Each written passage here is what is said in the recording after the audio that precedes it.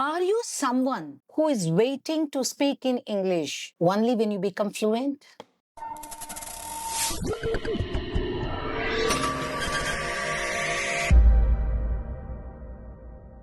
ஆமாங்க, எனக்கு ஃப்ளூயண்டா பேச வர ஆரம்பிச்சதுக்கு அப்புறம் தான் நான் பேசுவேன் அப்படி நீங்க நினைச்சிட்டு இருக்கீங்களா? அப்படி நினைச்சிட்டு இருந்தோம்னா நம்மளால பேசவே முடியாதுங்க.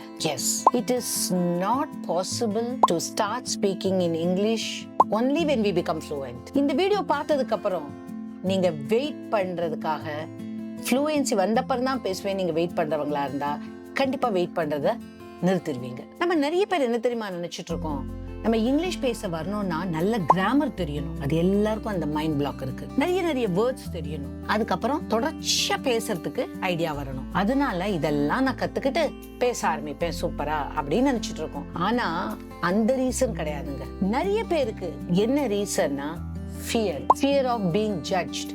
நம்மள அவங்க ஜட்ஜ் பண்ணிடுவாங்களே அப்படின்ற பயம்.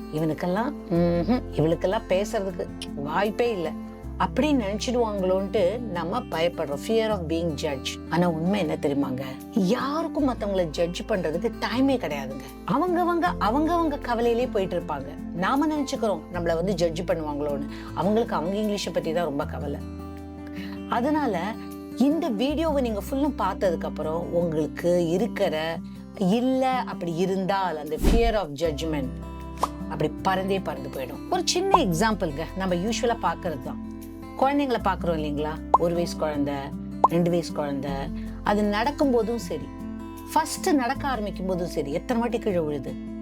ஆனா இப்படி அவங்க பாக்குறாங்க, இவங்க பாக்குறாங்க, சிரிச்சுட்டாங்க, நம்ம சிரிப்போம். ஆனா குழந்தைக்கு அது ஏன் சிரிக்கணும், என்ஜாய் பண்ணுவோம். குழந்தைக்கு அதெல்லாம் ஒரு பெரிய மேட்டரே இல்லை, திருப்பி நடக்கும். அதே மாதிரி முதல்ல அது தன்னோட தாய்மொழியை பேசும்போது எப்படி எவ்வளவு மழலையில பேசுது, தப்பா பேசுது, நம்ம எல்லாம் சிரிக்கிறோம், என்ஜாய் பண்ணி சிரிக்கிறோம். அந்த குழந்தைக்கு தெரியுமா என்ஜாய் பண்ணி சிரிக்கிறாங்கட்டு. ஆனாலும் இப்படி பார்ப்போம், அது பேசிட்டே தான் போகும்.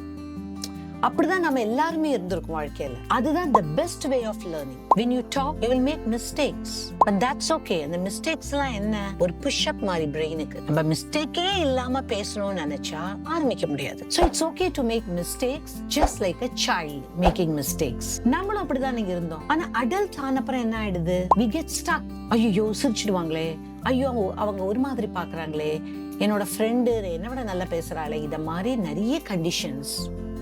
Our mind is conditioned to many things. அதுக்கு பலவித காரணமா இருக்கலாம். ஸ்கூல்ல பேப்பர்ல நிறைய ரெட்டிங் போட்டிருக்கலாம் டீச்சர், அது ஒரு காரணமா இருக்கலாம். இல்ல நம்மளோட படிக்கிற சக மாணவர்களோ மாணவியோ சூப்பரா பேசி இருக்கலாம், நம்மளுக்கு அவங்க முன்னால பேசி ஏதாவது தப்பு பண்ணி சிரிச்சிருக்கலாம், டீச்சர் கிளாஸ்ல பாயிண்ட் அவுட் பண்ணிருக்கலாம். There are many reasons. அதனால நம்ம மைண்ட் கண்டிஷன் ஆயிடும், நான் தப்பா தான் பேசுவேன், அதனால நம்ம கரெக்ஷன் ஃபர்ஸ்ட் பண்ணிக்கலாம் அப்படின்னு ஒரு கண்டிஷன் நம்மளுக்கு நம்மளே போட்டுக்கிறோம் இல்லையா?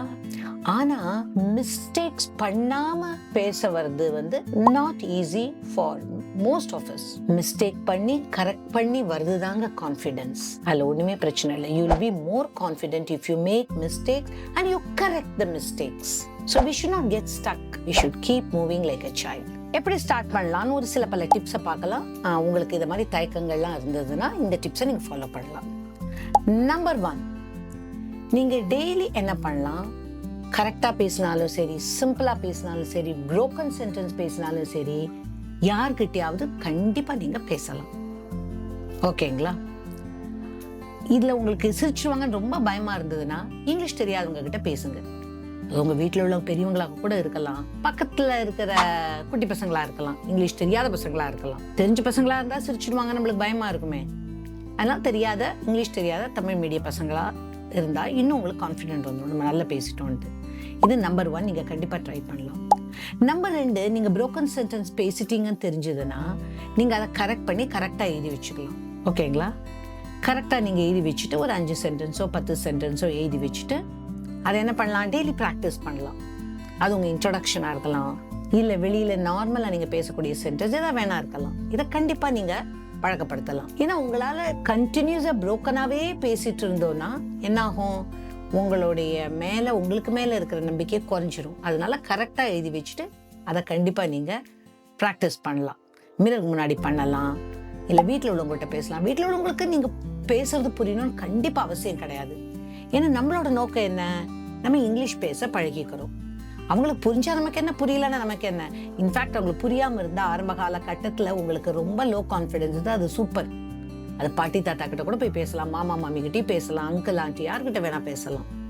That's best training. இன்ஃபேக்ட் நான் ஆரம்ப கால கட்டத்துல என்ன தெரியுமா பண்ணிட்டு இருந்தேன், என்னோட நிறைய ஃப்ரெண்ட்ஸ் நம்ம கிளாஸ்ல நிறைய பேர் இருப்பாங்க இல்ல, 1-2 பேர் சூப்பரா பேசுவாங்க இல்ல, அத மாதிரி பசங்க கிட்ட உட்காந்து அவங்க பேசுறதெல்லாம் கேட்டு ஒரு 4 சென்டென்ஸை காப்பி பண்ணி வச்சுட்டு மைண்ட்ல அது என்ன பண்ணுவேன், இன்னொரு கிளாஸ்ல லஞ்ச் ஹவர்லயோ வேற எங்கேயோ மீட் பண்ணும்போது அந்த பசங்க கிட்ட, கம்மியா தெரியிற பசங்க கிட்ட, என்னை விட கம்மியா தெரியிற பசங்க கிட்ட அந்த சென்டென்ஸை பேசிடுவேன். அப்போ நம்மளுக்கு அவங்க அப்படி பார்ப்பாங்க, இங்கிலீஷ் பேசுறாங்களே அப்படின்னு. ஸோ நம்மளுக்கு அது ஒரு கான்ஃபிடன்ஸ் வரும். இதை நீங்க சூப்பரா இந்த டெக்னிக்கை ட்ரை பண்ணலாம். அடுத்தது என்ன டெக்னிக்னா, நீங்க கேக்குறீங்க இல்லையா நியூஸ், ஆடியோல ரேடியோல கேட்கலாம். ரேடியோலாம் எங்க அப்படின்னு நீங்க நினைக்கிறீங்கன்னு எனக்கு புரியுது. இப்பெல்லாம் ஃபோன்லேயே இருக்கே எஃப்எம் இல்லைங்களா. ஸோ அதில் வர 1-2 சென்டென்ஸ் கூட உங்களுக்கு ரொம்ப உதவியா இருக்கும். எதுக்கு? கான்ஃபிடன்ஸ் பில்டப் பண்றதுக்கு. Now we are training ourselves not only to speak English fluently but also confidently. அது ரொம்ப முக்கியம். ஸோ அந்த எஃப்எம்ல சொல்ற 1-2 சென்டென்ஸை கண்டிப்பா ட்ரை பண்ணணும். சும்மா கேட்டுட்டு இருந்தா போறாது.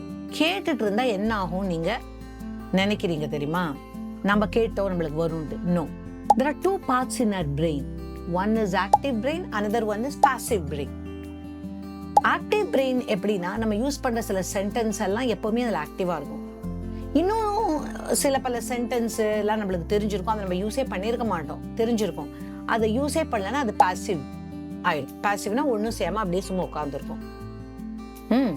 ஸோ நம்ம என்ன பண்ண போறோம், அந்த பாசிவ் உள்ளதுல ஆக்டிவ் ஆக்குறதுக்கு நீங்க கண்டிப்பா யூஸ் பண்ணணும். ஒரு நாளைக்கு 1 வாட்டியோ 2 வாட்டியோ யூஸ் பண்ணினீங்கன்னா அதையே திருப்பி திருப்பி ஒரு 1 வீக்கோ இல்ல 2-3 நாள் கழிச்சு திருப்பி அடுத்த நாளோ அப்படி ஒரு 10 நாள் யூஸ் பண்ணீங்கன்னா அந்த பாசிவ் சென்டென்ஸ் எல்லாம் ஆக்டிவா போயிடும். அப்போ உங்களுக்கு பேசக்கூடிய சென்டென்ஸ் இன்னும் நிறைய தெரியும். அப்போ கான்ஃபிடன்ஸ் லெவல் இல்லையா? இது நல்ல டெக்னிக். நான் இதை யூஸ் பண்ணலாம்னு நினைக்கிறேன் அப்படி நீங்க நினைச்சீங்கன்னா, எப்பல இதை யூஸ் பண்ணலாம்னு நினைக்கிறீங்க அப்படின்றத கண்டிப்பா கமெண்ட்ல போடுங்க. ஓகே, இவ்வளவுதான் டெக்னிக்கா? எனக்கு நிறைய டெக்னிக் இருந்தா இன்னும் சூப்பரா இருக்குமே அப்படி நீங்க நினைக்கலாம். இன்னும் நிறைய டெக்னிக் தெரியறதுக்கு கண்டிப்பா இந்த சேனலை சப்ஸ்கிரைப் பண்ணுங்க, so that you will get the information of releasing the new video on this. இப்போ என்னால எப்ப பாரு இந்த வீடியோவையே பார்த்துட்டு இருக்க முடியாதுங்களே. நான் கொஞ்ச நாள் கழிச்சு எனக்கு மோட்டிவேஷன் குறைஞ்சிரும், எனக்கு மறந்துடும், வேலை பளுனால இல்ல டென்ஷனால இல்ல ஸ்ட்ரெஸ்னால இல்ல ஒர்க் லோட்னால அப்படி நீங்க நினைச்சீங்கன்னா, ஒரு குட்டி சிக்னேச்சர் மந்த்ரா இருக்கு. அதை நீங்க எழுதி மிரர்லயோ போன்லயோ போட்டு வச்சுக்கலாம். That will pump up your energy to practice. என்ன தெரியுமா? Start ugly, show up daily, speak confidently. Start ugly na enna, na mosama ipa pesren appadina irundha kuda paravalla, start பண்ணுங்க. It's okay, start ugly. Show up daily. Daily practice பண்ணுங்க. Show up daily. Daily ஏதாவது practice பண்ணுங்க. And then speak confidently. ஆட்டோமேட்டிக்கா நீங்க கான்ஃபிடென்ட்டா பேச ஆரம்பிச்சிருவீங்க. இதுதான் அந்த மந்த்ரா நீங்க எழுதி வச்சுக்கலாம். The reason is that you can. I'm pretty sure your English will definitely grow if you practice these techniques and you will start speaking English confidently. சரி, எனக்கு கான்ஃபிடென்ட்டா இருக்கணும், நான் பேச ஆரம்பிக்க போறேன் அப்படின்னு நீங்க டிசைட் பண்ணிட்டீங்கன்னு எனக்கு தெரியுது. பண்ணிட்டீங்களா? பண்ணிட்டீங்கன்னா போடுங்க கீழே கமெண்ட்ல, yes I'm going to start.